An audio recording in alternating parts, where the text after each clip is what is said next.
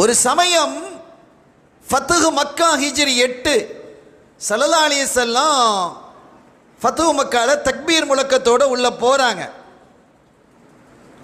இன்னைக்கு பாரதி பாடினான், கத்தியின்றி இரத்தமின்றி யுத்தம் ஒன்று நடக்கிறது என்று அவன் பாடினான். ஆனால் ஸல்லல்லாஹு அலைஹி வஸல்லம் செஞ்சு காட்டினாங்க. ஃபத்ஹு மக்கா அப்படி நடந்ததா இல்லையா?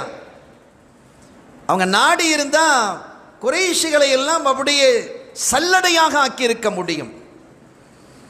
அது தாருல் மல்ஹமா, பழிவாங்கும் தலம் என்று சஹாபிகள் சொன்ன பொழுது இல்லை, இது தாருல் மர்ஹமா, அருள் புரியக்கூடிய இடம் என்று பேசியவர்கள். ஸல்லல்லாஹு அலைஹி வஸல்லம் உள்ள போறாங்க. அவங்களுக்கு முன்பாக ஒரு கவிஞர் பாடிக்கிட்டு, அப்துல்லாஹ் இப்னு ரவாஹா ரலியல்லாஹு தஆலா அன்ஹு பாடிக்கிட்டு போறாங்க. கவி பாடிக்கிட்டு போறாங்க. இன்னைக்கு கவி பாடுறதுனாலே சில பேருக்கு வலியா இருக்கு. ஸல்லல்லாஹு அலைஹி வஸல்லம் அவங்களுக்கு முன்னாலேயே பாடுறாங்க. பாடிக்கிட்டு போகும் பொழுது உமர் ரலியல்லாஹு தஆலா அன்ஹு போன்றவர்கள் கேட்குறாங்க, என்ன ரசூலுல்லாஹ்க்கு முன்னாலே இப்படி பாடிட்டு போவீங்களா நீங்க அப்படின்னு கேட்குறாங்க. ஸல்லல்லாஹு சொன்னாங்க, தாவுயா உமர், உமர் அவரை விடுங்க, அவர் பாடட்டும். இந்த உலமாக்களுடைய சபை, அவரை விடுங்க, அவர் பாடட்டும்.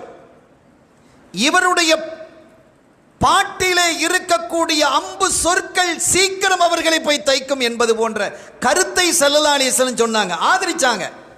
என்ன விளங்குகிறோம் என்றால், கவிதைக்கு என்று ஒரு சக்தியும் வல்லமையும் அன்றும் இருந்தது, இன்றும் இருக்கிறது. அப்ப இந்த கவியின் மூலமாக பலரை பாடாய்படுத்தி கொண்டிருந்தான் இம்ரவுல் கைஸ். ஒரு கட்டத்தில் அவன் தனியாக பிரயாணம் போய்கிட்டு இருக்கிறான். யாரும் இல்லாத இடத்துல 2 எதிரிகள் வந்து சிக்கிக்கிட்டானோ. இவங்கிட்ட ஆயுதம் இல்லை, அவங்கள்ட்ட ஆயுதமும் இருக்கு. ஆட்கள் இல்லாத இடம் வசமா மாட்டிக்கிட்டான், பிடிச்சுக்கிட்டானோ. இனிமேல் உயிர் வாழ முடியாது என்ற எண்ணம் அவனுக்கு தெரிவாயிடுச்சு. நம்மளை கொன்னுடுவான் அப்படிங்கிறது புரிஞ்சிடுச்சு. தப்புறதுக்கு வழி இல்லை. ஓடுனாலும் அவனுக்கு குதிரையில் வர்றான், ஆயுதம் இருக்கு, நம்மகிட்ட ஆயுதம் இல்லை, சண்டை போட முடியாது, நம்முடைய உயிர் இன்னைக்கு அவ்வளவுதான் சுவாகா அப்படிங்கிற ஒரு முடிவுக்கு வந்து அவன் சொன்னான், நான் ஒரு அவசரமாக வேலையாக போகிறேன்பா, என் பிள்ளைகள் இருக்கிறாங்க, பொம்பளை பிள்ளைங்க, அவங்களுக்கு ஒரு தகவல் நான் சொல்லணும். நீங்கள் என்ன கொல்லத்தான் போறீங்க, உன்னை விட மாட்டேன்ட்டாங்க, கொன்னுடுவோம். இன்னைக்கு நீ கொஞ்சம் நெஞ்சமாக அநியாயம் செய்திருக்கிறாய், எங்களை வசைபாடி இருக்கிறாய், வஞ்ச கவிகளை பாடி எங்களுடைய நெஞ்சங்களை எல்லாம் நீ சல்லடையாக ஆக்கியிருக்கிறாய். அவ்வளவு கோபத்தோடு இருக்கிறோம், கொன்னுடுவான்னு அதில் உறுதியாக இருக்கிறாங்க. சரி பரவாயில்ல, நீங்கள் என்ன கொல்லுங்க, இந்த தகவலை மட்டும் அவங்கள்ட்ட சொல்லிடுங்க, கொடு. அவன் கவிதை எழுதுறான், அதுவும் கவிதை, தகவலையும் கவிதையை தான் எழுதுறான். அன்னைக்கு காலத்தில் எல்லாமே கவிதையாக எழுதுவானோ. என்ன எழுதுனான் பாருங்க, எப்னத்தை இம்ராயில் கைசி இன்ன அபா குமா. இந்த கவிதையினுடைய ஒரு வரி, அதாவது இந்த கவிதையினுடைய ஃபன்னுக்கு, கலைக்கு காஃபியா என்பார்கள். 2 வரி இருந்தால் அதை பைத்து என்பாங்க. லா இலாஹ இல்லல்லாஹ், லா இலாஹ இல்லல்லாஹ், இது ஒரு வரி. லா இலாஹ இல்லல்லாஹ் முஹம்மதுர் ரசூலுல்லாஹ், இது ஒரு வரி. இந்த 2ம் சேர்ந்து ஒரு பைத். மௌலாய சல்லி வசல்லிம் தாயி மன் அபதா, இது ஒரு வரி. அலா ஹபீபிக கைரில் ஹல்கி குல்லிஹிமி, இது ஒரு வரி.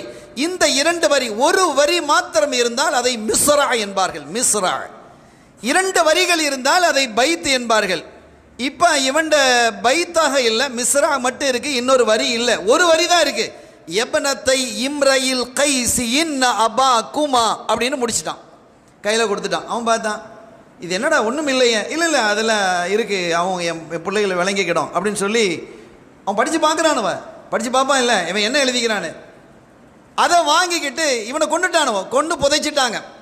வேறு விதமாக அவன் இருந்தான் என்ற வரலாற்றினுடைய இன்னொரு பகுதியும் இருக்கிறது. இது ஒரு பகுதி. வரலாற்றில் சில சமயங்களில் வேறு விதமாகலாம் இருக்கும். ஆனால் இவன் சொன்ன மாதிரி இந்த வாக்குகளை நிறைவேற்றக்கூடிய பண்பு அந்த காலத்திலும் இருந்தது. விருந்து உபசாரம் என்பதும் அந்த காலத்தில் தெளிவாக இருந்தது. அரபுகள்கிட்ட நிறைய கேடுகட்ட செயல்கள் இருந்த பொழுதிலும் சில உயர்ந்த குணங்களும் இருந்தது. இப்போ இவங்க வாக்கு கொடுத்ததின் பிரகாரம் இந்த 2 பேரும் வீட்டுக்கு வந்துட்டாங்க. அவனுடைய வீட்டுக்கு வரும் பொழுது அவனுடைய 2 பெண் மக்கள் மிகப்பெரிய உரல்ல உலக்கையை வச்சு இந்த மாவு இடிப்பாங்க, இல்லை கோதுமை அடிச்சிட்டு இருக்கிறாங்க. அந்த காலத்தில் அதுதானே. இப்போ தான் நம்ம லேசாக போச்சே, உரலும் இல்லை, உலக்கையும் இல்லை, அம்மியும் இல்லை, எதுவும் இல்லை, எல்லாம் கிரைண்டரு அது இது எல்லாம் மிஷினாக போயிடுச்சு. மக்கள் எல்லாம் நோயாகவும் போயிட்டாங்க. அப்போ அந்த இன்னைக்கு கூட இந்த பெண்களுக்கு அதிகமான கால்வலி வருவதற்கான காரணத்தை ஆய்வாளர்கள் சொல்லும் பொழுது, அறிஞர்கள் மருத்துவ ஆய்வாளர்கள் சொல்லும் பொழுது, நின்று கொண்டு அவர்கள் சமையல் செய்வதுங்கிறாங்க. அந்த காலத்தில் நம்ம அம்மாலாம் நின்றுக்கிட்டா சமையல் செஞ்சாங்க, உட்கார்ந்து தானே அடுப்பில் ஊதி ஊதி ஊதி என்ன செய்வாங்க, சமையல் செய்வாங்க. அப்படி தான் இருக்கும், உட்கார்ந்து தான் இருப்பாங்க. அவர்கள் நின்று சமையல் செய்வதால் ஏற்படக்கூடிய மூட்டின் வலி என்கிறான் இவன். அந்த காலத்தில் எதையுமே சரியா செஞ்சு வச்சிருக்கிறாங்க. சரியா செஞ்சு வச்சதையெல்லாம் இவன் பிளேண்டுகிட்டு இருக்கிறான், எல்லாத்தையுமே பிளங்குறான். அருமையான பெருமக்களே, யப்னத்தை இம்ரஅல் கைஸின் ஆபாக்குமா அந்த கவிதையில் இவ்வளவுதான் இருக்கு. ஒரு மிஸ்ரா, ஒரு வரி இருக்கு. இவன் உள்ள இவங்க ரெண்டு பேரும் உள்ள போகும்போது அவங்க அந்த உலக்கையை வச்சு இடிச்சுக்கிட்டே இருக்கிறாங்க. நம்ம ஊர்லாம் கைக்குத்து அரிசின்னு சொல்லுவோம். அது தனி சுவையாக இருக்கும். சுவை மாத்திரமல்ல, ஆரோக்கியமாகவும் இருக்கும். இப்போ சுவையும் இல்லை, ஆரோக்கியமும் இல்லை, எல்லாம் மாறி போச்சு. அவசர உலகம்.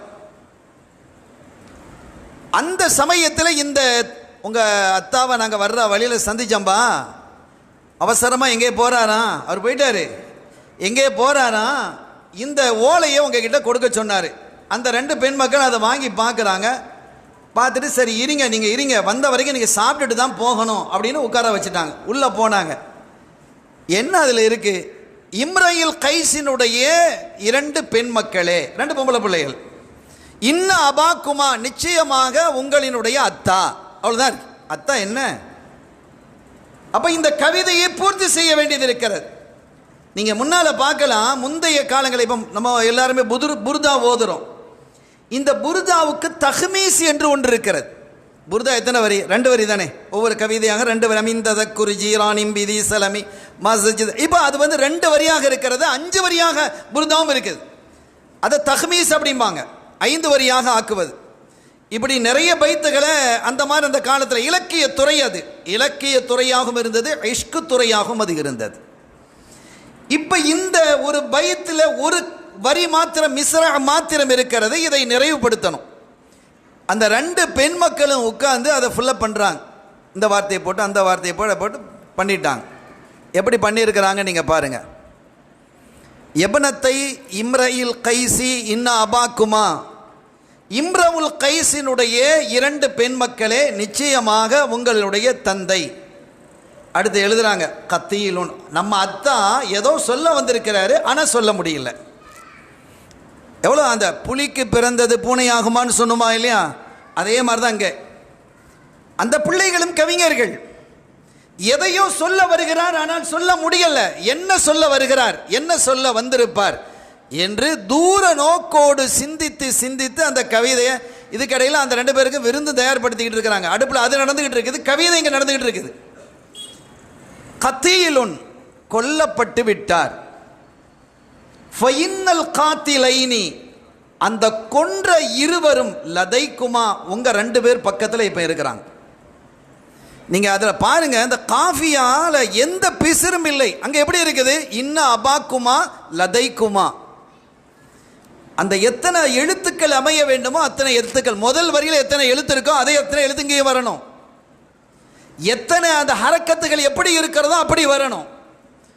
இந்த எதுகை மோனை என்று சொல்லுவோமா இல்லையா தமிழில், அதுவும் வரணும். இதெல்லாம் அதான் காஃபியாவினுடைய அடிப்படை. இன்னைக்கு புது கவிதை நிறைய வந்துருச்சு. அதுக்கு எதுகையும் தேவையில்லை, மோனையும் தேவையில்லை, எந்த இலக்கிய குறியீடுகளும் தேவையில்லை. அது அரபு கவிதைகளும் நம்ம ஆலிம்கள் ஏற்றாங்க, புது கவிதை மாதிரி. அது ஒன்றும் தவறில்லை. அப்போ அந்த காலத்தில் இப்படித்தான் இலக்கிய பிசகு இல்லாமல் எழுதுவாங்க. எப்படி எழுதியிருக்கிறாங்க பாருங்க. கத்தையிலும் அவர் கொல்லப்பட்டு விட்டார். ஃபைன்னல் காத்திலைனி லதைக்குமா, கொன்ற இருவரும் இப்போது உங்கள் பக்கத்தில். எப்படி இருக்கும், 2 பேர் கையிலையும் ஒரு உலக்கையை வச்சுக்கிட்டே பார்க்குறாங்க. 2 பேரும் வந்தாங்க, உலக்கையால் 2 பேர் மண்டையிலும் போட்டாங்க, 2 பேரும் செத்து போயிட்டாங்க. என்ன சொல்ல வருகிறேன் என்றால், இந்த காலத்தை நீங்கள் ஐயாமுல் ஜாஹிலியா என்பீர்களா? இந்த காலத்தை நீங்கள் ஐயாமுல் ஜாஹிலியா என்பீர்களா? எல்லாருக்கும் தெரியும், உலமாக்கள் பேசுவாங்க. ஸல்லல்லாஹு அலைஹி வஸல்லம் அவர்கள் வந்த பிறகு குர்ஆன் ஷரீஃப் இறங்கிக் கொண்டு இருந்த பொழுது அந்த காலத்தில் ஒரு பெரிய கவிஞன் இருந்தான். அந்த கவிஞன் தன் வீட்டில் என்ன செஞ்சிருப்பான்னு கேட்டால் 2 கவுண்டர் மாதிரி வச்சிருப்பான். அதில் ஏதாவது ஒரு கவிதை எழுதி கொடுத்தா அதற்கு பதில் எழுதி அதே மாதிரி அல்லது அதை விட சிறந்த ஒரு கவிதையை அதிலே எழுதி அடுத்த கவுண்டரில் கொடுத்துருவான். அப்படி ஒரு திறமை. ஒரு சஹாபி சென்று இன்னா அத்தைனா கல் கௌதரை எழுதி கொடுத்ததாக வரலாறு நம்ம படிச்சிருக்கிறோமா இல்லையா? இன்னா அத்தைனா கல் கௌதர் ஃபஸல்லி லிரப்பிக வன்ஹர் இன்ன ஷானியக ஹுவல் அப்தர். இதை எழுதி கொடுக்குறாங்க. போன அந்த ஓலை திரும்பி வரமாட்டேங்குது, ரொம்ப நேரம் ஆகுது. ஆனால் ரொம்ப நேரம் கழித்து திரும்பி வருது. அதில் ஒரு வாக்கியம் எழுதப்பட்டிருக்கிறது பாருங்க. அந்த தோரணையிலேயே வருது. இன்னா அத்தைனா கல் கௌதர் ஃபஸல்லி லிரப்பிக வன்ஹர் இன்ன ஷானியக ஹுவல் அப்தர் மா ஹாதா கௌலுல் பஷர். இது மனித சொல் அல்ல. நம்ம எழுதி முடிச்சிட்டோம். அப்போ நான் என்ன கேட்குறேன் என்றால், அப்போ எவ்வளவு பெரிய அறிவாளிகள் இலக்கியவாதிகள் அந்த காலத்தில் இருந்திருக்கிறாங்க. இந்த ஹஸ்ஸான் இப்னு சாபித் ரலியல்லாஹு அன்ஹு எந்த காலத்தில் வாழ்ந்தாங்க? அப்துல்லா இப்னு ரவாஹா எந்த காலத்தில் வாழ்ந்தாங்க? கஅப் இப்னு ஸுஹைர் ரலியல்லாஹு அன்ஹு எந்த காலத்தில் வாழ்ந்தாங்க? அந்த காலம் தானே. அப்போ அவர்களுடைய அந்த கவிதைகள் பானத்து சுவாத நீங்கள் பாருங்களேன், என்ன அழகு, என்ன அற்புதம், என்ன இலக்கிய நயம், எவ்வளவு அற்புதமான அறிவாற்றல் மிக்கவர்கள் அந்த காலத்தில் இருந்திருக்கிறாங்க.